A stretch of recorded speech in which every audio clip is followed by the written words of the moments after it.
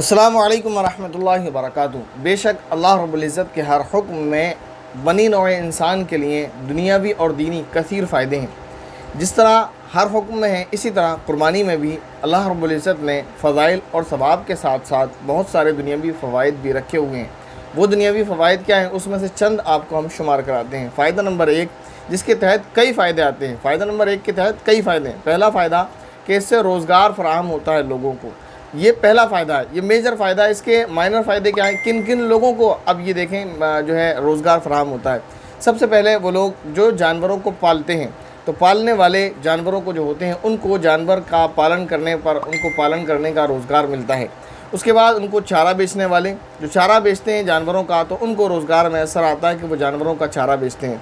उसके बाद फिर इन जानवरों को बेच देने वाले जो उनको बेचते हैं मंडी में लाकर, वो लोग नफ़ा कमाते हैं, उनको रोज़गार मिलता है। फिर वहाँ उस मंडी में जो है जानवरों की देखभाल करने वाले उन लोगों को रोज़गार मिलता है। वहाँ जानवरों की चौकीदारी करने वाले उनको रोज़गार मिलता है। फिर जानवर को जब ख़रीद कर ले आया जाता है, उसके बाद भी वो जानवर जब तक रहता है, खाता है, तो उस वक्त एक बड़ी तादाद में चारा फ़रोख्त होता है, क्योंकि एक बड़ी तादाद में जानवर जो है अलग अलग इलाक़ों से निकल कर शहरों की तरफ आते हैं। इसके बाद जब ईद का दिन आता है तो कसाईयों को रोज़गार मिलता है कि वो जानवरों को बनाने के लिए आते हैं, अच्छी खासी रकम वो कमा कर जाते हैं। उसके बाद दूसरे दिन तीसरे दिन टीमा बनाने वालों को उसका रोज़गार मिलता है। आप मार्केट में जाकर देखें, आपको मालूम है कि क्या रेट चल रहा है टीमा बनाने का, तो पर केजी के हिसाब से वो कितनी जो है रेट उनको मिल रही है और कितनी वो कमाई कर रहे हैं, तो कितना रोज़गार उन लोगों को मैसर आ रहा है। इसके बाद बहुत सारे लोग अपने घरों पर खाना न बनवाकर खाना बनाने के लिए बनाने वाले को बनवाते हैं, लोगों को इकट्ठा करते हैं, अपने रिश्तेदारों को, और दावत करते हैं, और उसमें फिर वो बड़ा खाना तैयार करते हैं और बुलाते हैं लोगों को, बनाने वालों को, तो उनको रोज़गार मिलता है।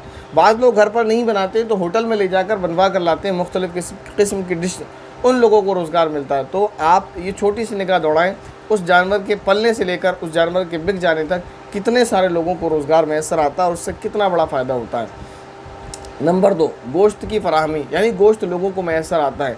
वो लोग जो अपनी गुर्बत की वजह से साल भर गोश्त ख़रीदने की इस्तिताअत और कुदरत नहीं रखते हैं, उन लोगों को भी ईद उल अज़हा पर ताज़ा गोश्त मैसर आता है, उन लोगों को ताज़ा गोश्त दिया जाता है।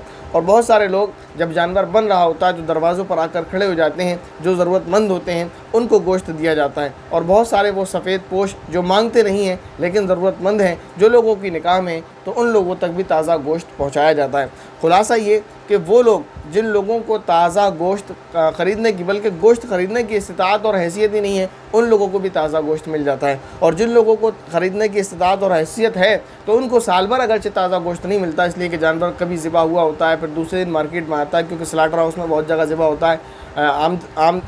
इजाज़त नहीं होती है कसाईयों को ज़िबा करने की, तो वो स्लाटर हाउस से लेकर आते हैं, फिर उसको मार्केट में लाया जाता है, फिर वो मिलता है, तो वो ताज़ा नहीं होता। लेकिन ईद उल अज़हा पर हर एक को, चाहे वो मालदार हो या गरीब हो, ताज़ा गोश्त मैसर आता है कि इधर ज़बीहा तैयार है, ज़िबा हुआ होता है, और उसके बाद गोश्त ताज़ा बटना तैयार हो जाता है, गोश्त की तकसीम होना शुरू हो जाती है।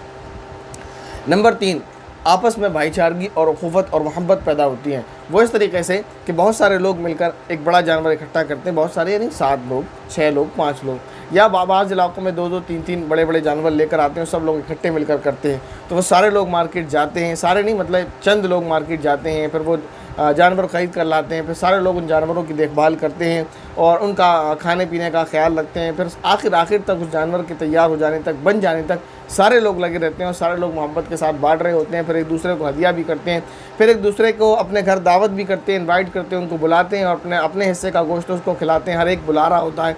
फिर वो ये कि हर इंसान अपने अपने रिश्तेदारों को बुला रहा होता है, महल्ले वालों को बुला रहा होता है, खिला रहा होता है, हत्ता कि जो दोस्त और अजीज़ अहबाब मिलने वाले हैं, चाहे वो मुस्लिम हो नॉन मुस्लिम हो, सब आ रहे होते हैं और फिर वो आकर जो है एक दस्तरखान पर गोश्त नोश कर रहे होते हैं। तो इससे आपसी मोहब्बत और उख़ुवत और भाईचारगी भी बढ़ती है कि न सिर्फ महल्ले वाले, न सिर्फ रिश्तेदार, न सिर्फ यार दोस्त, बल्कि जो है हर मज़हब के लोग जिनका उनसे ताल्लुक़ है और जो इसको खाते हैं और पसंद करते हैं, वो दस्तरखान पर आ रहे होते हैं, तो आपसी मोहब्बत और भाईचारगी भी पैदा होती है। चौथा बड़ा फ़ायदा कि जब कुर्बानी का जानवर तैयार हो जाता है तो इसकी खालों को बाज़ लोग किसी NGO को देते हैं, बाज़ लोग मदारिस को देते हैं, तो इससे उन NGO का और मदारिस का फ़ायदा होता है। इससे दीनी और दुनियावी फ़ायदा होता है कि NGO वाले अगर उसको मसाइल का इल्म रखते हुए सही तरीके से ज़रूरतमंदों तक पहुँचाते हैं तो ज़रूरतमंदों को उससे फ़ायदा होता है। इसी तरह मदारिस वाले उसको फ़रोख्त करते हैं और उसकी रकम को दीनी किताबों के ख़रीदने में या तलबा पर खर्च करते हैं तो इससे उनको फ़ायदा होता है। तो कुर्बानी की जानवर की जो खाल है उससे भी एक बड़ा फ़ायदा होता है। और एक बड़ा फ़ायदा जो मुल्क को मईशत को मुल्क की मईशत को डायरेक्ट होता है, जो डायरेक्ट फ़ायदा होता है। ये सारे फ़ायदे तो ऐसे हैं कि इसमें चारा बेचेगा तो चारा बेचने वाला नफ़ा कमाएगा, फिर थोड़ा सा उसमें से नफ़ा गवर्नमेंट को भी होता है टैक्स की सूरत में। ऐसा नहीं है हर चीज़ पर टैक्स जा रहा है, लेकिन एक चीज़ ऐसी जिसमें डायरेक्ट फ़ायदा गवर्नमेंट को होता है। वो कैसे होता है देखें। इससे पहले एक चीज़ और भी है कि जानवरों के आने जाने में जो ट्रक यूज़ होते हैं, जो कंटेनर यूज़ होते हैं, जो लोग उनको लोड करके लाते हैं ले जाते हैं, वो भी किराया वसूल करते हैं, वो भी पैसा कमाते हैं, उनको भी फ़ायदा होता है। ये उनको फ़ायदा होता है कि कुछ जानवर मंडी से ट्रक में रखे गए और ट्रक में लेकर फिर दूसरे शहर लाए गए तो वो ट्रक वाला पैसे लेगा तो इससे ट्रक वाले को फ़ायदा होगा। तो इस तरह बहुत सारे कंटेनर वाले और ट्रक वालों को मईशत मिलती है।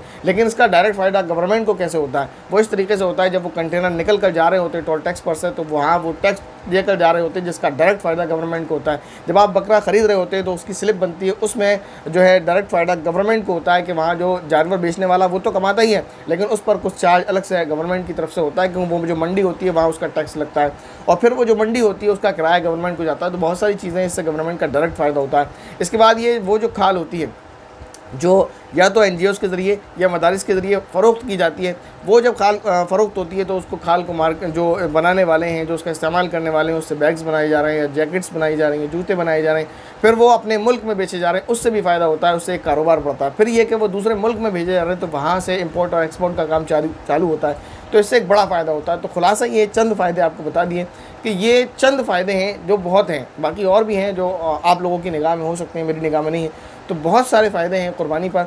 और इन 3 दिनों में जो मुल्क की मईशत का एक बड़ा सर्कल घूमता है, आप इसको अगर रिसर्च करेंगे तो मालूम होगा आपको कि एक बड़ा पहिया मईशत का इन 3 दिनों में घूम जाता है, जो आम मेरे ख्याल से महीने भर में भी इतना नहीं घूमता होगा जितना मुल्क की मईशत को इन 3 दिनों में फ़ायदा हो जाता है बशमूल तमाम अफराद के।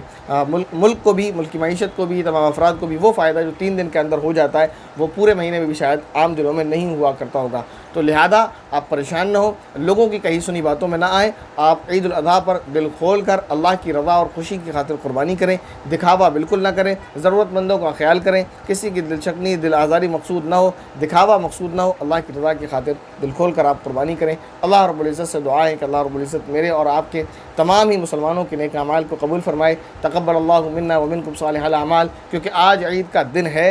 ईद उल अज़हा जैसे कि आपको मालूम है 3 रोज़ की होती है, ईद उल फ़ितर 1 रोज़ की होती है और ईद उल अज़हा 3 रोज़ की होती है। तो बहुत सारे वो लोग हैं जिन्होंने कल हमारी विश ली थी, कल हमसे मुबारकबाद ली थी, बहुत सारे वो हैं जिन्होंने कल हमारी मुबारकबाद नहीं ली होगी, आज फिर उनको हमारी जानिब से ईद उल अज़हा की दिल की गहराइयों से बहुत बहुत मुबारकबाद। अल्लाह रब्बुल इज़्ज़त आपके बाकी ये 2 दिन जो ईद उल अज़हा के हैं इनको खुशी के साथ गुजारें। अल्लाह रब्बुल इज़्ज़त आपको तमाम आफ़ात और तमाम बलाओं से, तमाम मुसीबतों से महफूज़ फरमाए।